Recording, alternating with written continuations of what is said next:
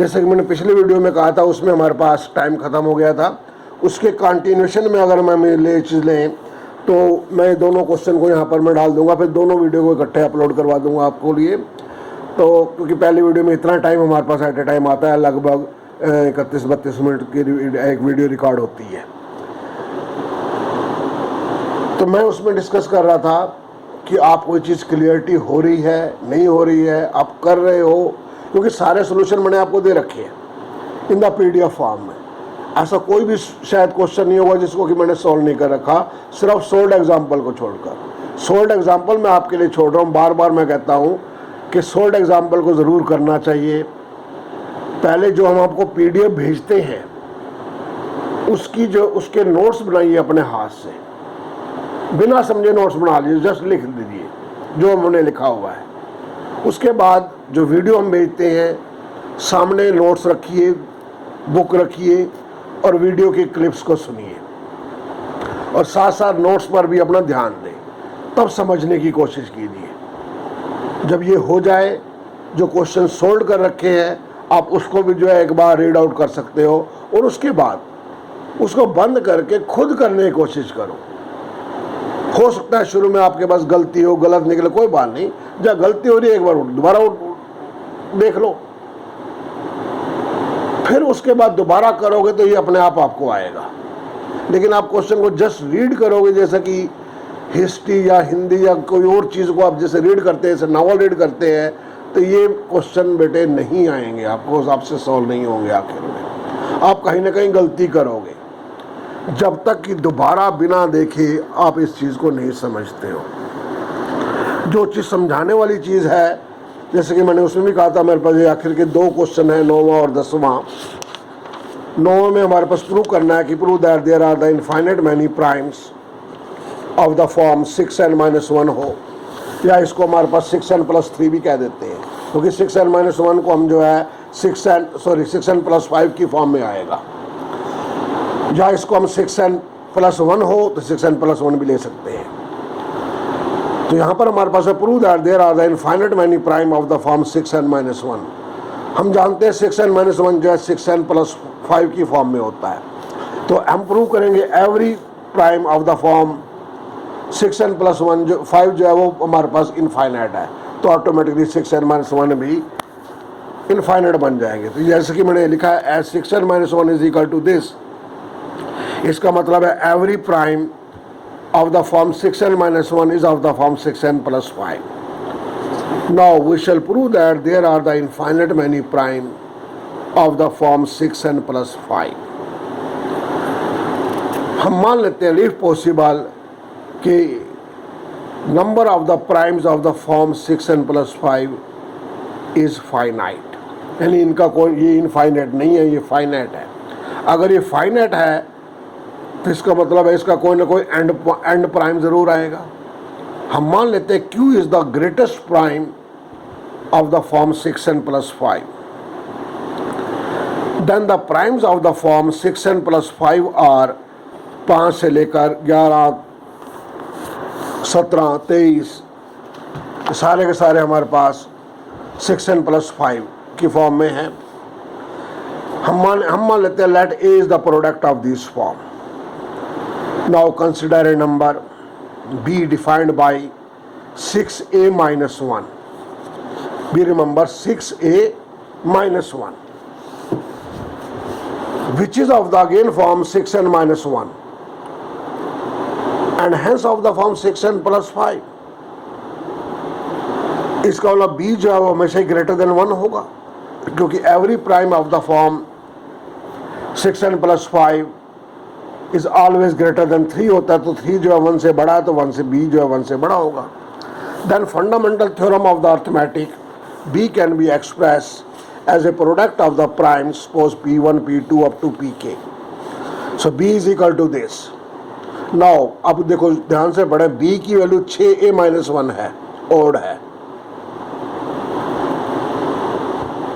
और जो प्राइम 2 है वो इवन है। इसका मतलब 2 जो है B का फैक्टर नहीं हो सकता, यानी B में हमने जो प्राइम लिखे हैं P1, P2, Pk, इनमें से कोई भी प्राइम 2 नहीं है। इसी प्रकार जो प्राइम 6a-1 है वो प्राइम हमारे पास आल्सो इज ग्रेटर देन 3 है, क्योंकि हमने कहा also if 3 is the factor of the B then 3 divides B होगा। 3 अगर b को डिवाइड करे तो 3 जो है 6 से -1 को डिवाइड, क्योंकि b की वैल्यू 6 से -1 है। लेकिन 3 जो है 6 को डिवाइड करता है, तो 3 जो इन दोनों के डिफरेंस को डिवाइड करेगा 1 है, जो कि पॉसिबल नहीं है। वैसे ही मैंने ऊपर प्रूव कर रखा है, every prime greater than 3 is of the form 6n + 1 और 6n - 1, और b की वैल्यू जो 6 से -1 है, तो इसका प्राइम जो जितने भी प्राइम आएंगे वो सारे के सारे 3 से बड़े होंगे। तो यहाँ पर हम कह सकते हैं 2 and 3 are not the factor of the b। इसका मतलब each prime factor of the b is an odd prime greater than 3। तो इसका मतलब b का जो ईच फैक्टर है is either of the form 6n + 1 या 6n + 5। इसी चीज को 6n + 1 के लिए चला जाएगा। Now product of the prime 6n + 1 is again of the form 6n + 1 as b is equal to 6a - 1 है। हम जानते हैं कि प्रोडक्ट ऑफ द 6n + 1 जितने भी प्रोडक्ट निकालें वो इस फॉर्म में आएंगे, लेकिन b की जो वैल्यू है वो फॉर्म है 6a - 1, जो कि फॉर्म है 6n - 1 की। तो इसका मतलब ये हो गया b में कम से कम एक प्राइम ऐसा होना चाहिए जिसकी फॉर्म जो है 6a - 1 हो, या 6n - 1 हो, या 6n + 5, क्योंकि 6n - 1 जो है 6n + 5 की फॉर्म में है। इसका मतलब ये हो गया b has at least 1 prime factor जिसकी form at least 1 prime factor of b is of the form 6n + 1 5। हम मान लेते हैं p is the prime factor of b which is of the form 6n + 5। तन p जो है b को divide करेगा, और p जो है हमारे पास p की फॉर्म क्योंकि 6n + 5 है तो p a को भी डिवाइड करेगा। अब p b को डिवाइड करेगा और p जो है a को डिवाइड करता है, तो p इसके किसी भी मल्टीपल को करेगा, तो 6a को भी करेगा। तो p इन दोनों के डिफरेंस को डिवाइड करेगा, और इन दोनों को अगर हम डिफरेंस निकालें दैट इज 6a माइनस में b, तो हमारे पास 1 के बराबर आएगा, जो कि पॉसिबल नहीं। इसका मतलब क्या है, p बराबर 1 के होगा, विच इज़ पॉसिबल नहीं है। इसका मतलब number of the prime of the form 6n + 5 is infinite. यही क्वेश्चन हमारे पास number of the prime 6n + 1 के लिए भी आ सकता है। 6n + 1 जो है वो 6n - 5 की फॉर्म में भी आ सकता है। तब क्या होगा, हम 6n + 5 की जगह पर जितने भी प्राइम लेंगे वो 6n + 1 के ले लेंगे, और a को उन सब का प्रोडक्ट लिखेंगे। तब b को हम जो है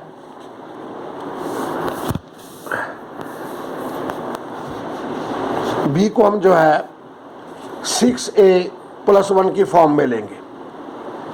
फिर अगेन करेंगे 2 और 3 इसके फैक्टर नहीं है, तो इसका जो हर फैक्टर जो है वो हमारे पास ग्रेटर देन 3 आ जाएगा। तो each factor of the b जो होगा वो हमारे पास या तो 6n + 1 होगा या फिर 6n + 5 हो गया। अगेन 6n + 5 के जो प्रोडक्ट का फैक्टर है, उन दोनों को दो अगर प्राइम 6n + 5 के ले तो वो हमारे पास उनका फॉर्म भी 6n + 5 आएगा। लेकिन b की जो फॉर्म है वो 6n + 1 है। इसका मतलब b का कम से कम एक फैक्टर ऐसा है, यानी हम कह सकते हैं b में जितने भी प्राइम हैं उन सभी की फॉर्म 6n + 5 नहीं होगी। कम से कम एक हमारे पास 6n + 1 की फॉर्म में भी मिलेगा। तो उसको हमने p मान लिया, और p जो है इसको डिवाइड करेगा, यानी कि b को डिवाइड करेगा। अब बाकी का सेम है, p b को डिवाइड करता है, p a को डिवाइड करता है। तो p जो अब यहाँ पर b - a ले लें, क्योंकि 6n + 6a + 1 की फॉर्म ली है हमने, तो हमारे पास p जो है 1 आ जाएगा। फिर हमारे पास जो कि कंट्राडिक्शन आ जाएगा, तो उस तरह से हम इसको लिख सकते हैं। इसी प्रकार 10वें में भी है हमारे पास कि prove that the number of prime of the form 4n - 1 are infinite. 4n - 1 को हम 4n + 3 की में लेंगे। इसी चीज़ को 4n + 1 में भी लिख सकते हैं कि वो 4n + 1 के जो प्राइम है वो हमारे पास इनफाइनाइट आएंगे।